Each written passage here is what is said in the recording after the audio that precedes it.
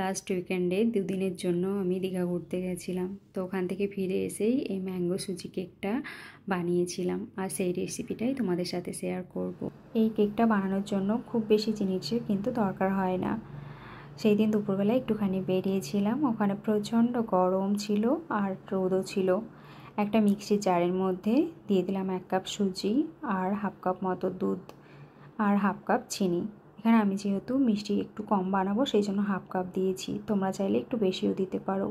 আর বড় চামচের 1 চামচ মতো সাদা তেল আর একটা বড় সাইজের আম কেটে কেটে মিক্সি জারের মধ্যে দিয়ে দেবো। তারপরে সব কিছুকে খুব ভালোভাবে ব্লেন্ড করে নেব। ব্লেন্ড করার পরে আমি তোমাদেরকে দেখাচ্ছি যে স্মুথ ব্যাটারটা কেমন হবে। ব্যাটারটা ঠিক এই রকমই হবে, এর থেকে গাঢ়ও করবে না বা পাতলাও করবে না। যদি গাঢ় হয়েও যায়, যেহেতু সুজিটা একটু ফুলবে, ব্যাটারটা রেডি করার পরে আমি 1 ঘন্টা মতো রেস্টে রেখে দিয়েছিলাম। তারপরে এখানে আমি একটা ছোট চামচের 1 চামচ মতো বেকিং পাউডার আর হাফ চামচেরও কম বেকিং সোডা দিয়ে দিলাম। ব্যাটারটা একটু মনে হচ্ছে যেন গাঢ় হয়ে গেছে, তো সেই জন্য আমি এখানে একটুখানি দুধ অ্যাড করে দিলাম। এবার যে পাত্রে আমি কেকটাকে বানাবো সেই পাত্রে আমি প্রথমে অয়েল ব্রাশ করে নেওয়ার পরে এখানে বাটার পেপার দিয়ে দিলাম, তার উপরে আর একটুখানি অয়েল ব্রাশ করে দিলাম। খুব ভালোভাবে এবার ব্যাটারটাকে ফেটিয়ে নেওয়ার পরে আমি ঠিক এইভাবে ঢেলে দিলাম। তারপরে বাটিটাকে একটুখানি ঝাঁকিয়ে নেবে যাতে করে কোনো রকমভাবে কোথাও ফাঁকা না থেকে যায়। এখানে আমি কিছুটা ড্রাই ফ্রুটস দিয়ে দিয়েছি শুধুমাত্র সাজানোর জন্য। তোমরা চাইলে আরও অন্য কিছু জিনিসও দিতে পারো, টুটি ফুটি বা অন্য কিছু।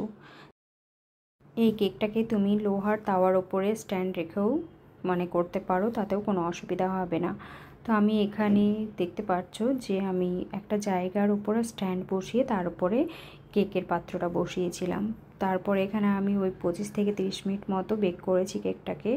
খুব সুন্দরভাবে কেকটা কিন্তু হয়ে গেছে আর খুব সফটও হয়েছিল। আমি এই যে তোমাদেরকে দেখাচ্ছি, মিষ্টিটা একটু কম দিয়েছিলাম আর খেতেও কিন্তু দুর্দান্ত হয়েছিল। এখন কিন্তু আমের সিজন শেষ হয়ে গিয়েছে, তবুও কিন্তু বাজারে কিছু কিছু আম পাওয়া যাচ্ছে।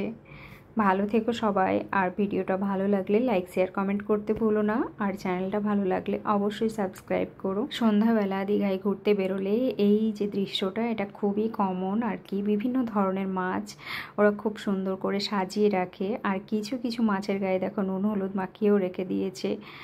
আর এই যে কত অক্টোপাস, কত মাছ। আর এই যে কর্নারে সব থেকে বড় মাছটার নাম আমি জানি না, আমাকে বলেছিল।